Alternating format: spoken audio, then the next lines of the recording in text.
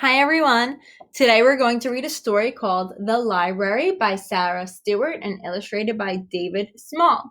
This is the main character. Now, what do you notice about her face there? It's covered by a book.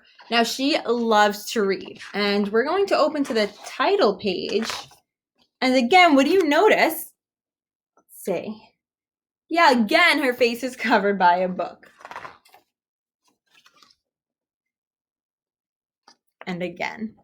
So let's read to see what happens to our main character, Elizabeth. Elizabeth Brown entered the world, dropping straight down from the sky. Elizabeth Brown entered the world, skinny, nearsighted, and shy.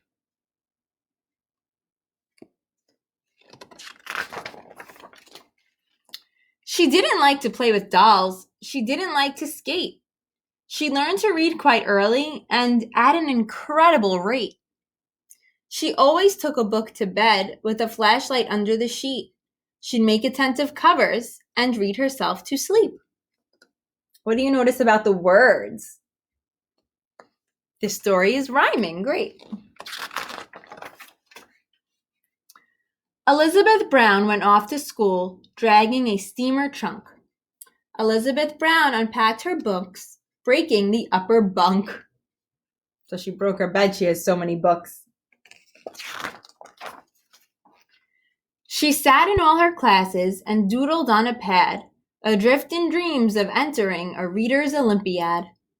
She manufactured library cards and checked out books to friends, then shocked them with her midnight raids to collect the books again. So she was always going to the library to get books. Elizabeth Brown preferred a book to going on a date. While friends went out and danced till dawn, she stayed up reading late.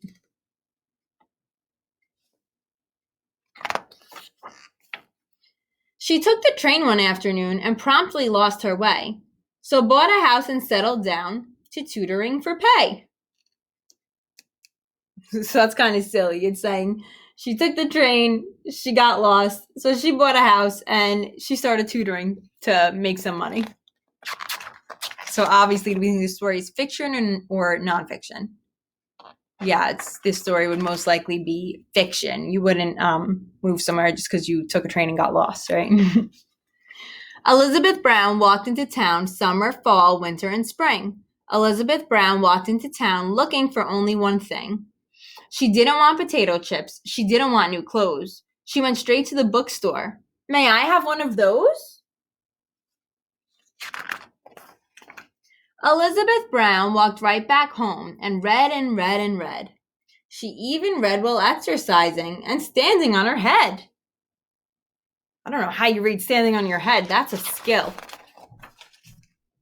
She made a list of groceries and tucked it in her book, then lost the list among the fruits and left with nothing to cook.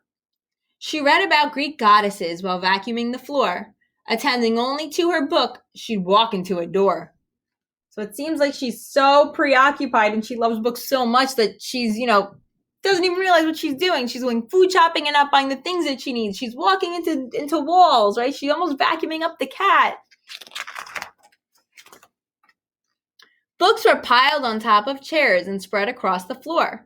Her shelves began to fall apart as she read more and more. Big books made very solid stacks on which teacups could rest. Small books became the building blocks for busy little guests.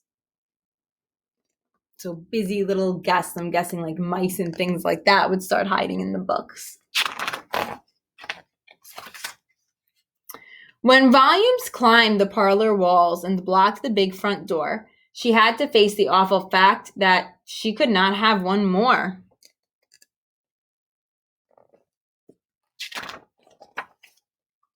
Elizabeth Brown walked into town that very afternoon.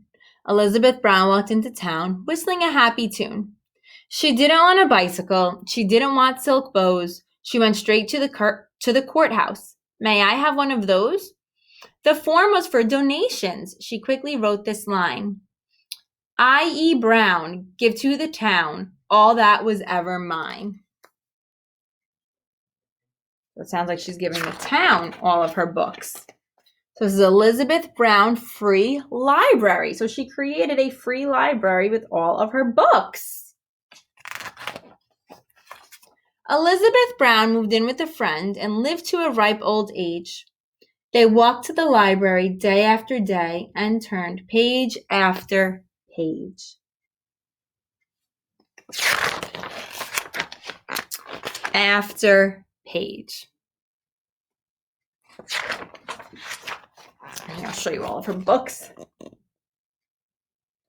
So Elizabeth Brown loved books so much, but it started causing a little bit of a problem in her home. So she decided to do something giving with them, and she created a library in her town to give back to her community. I hope that you enjoyed the story today, and I will see you soon. Bye!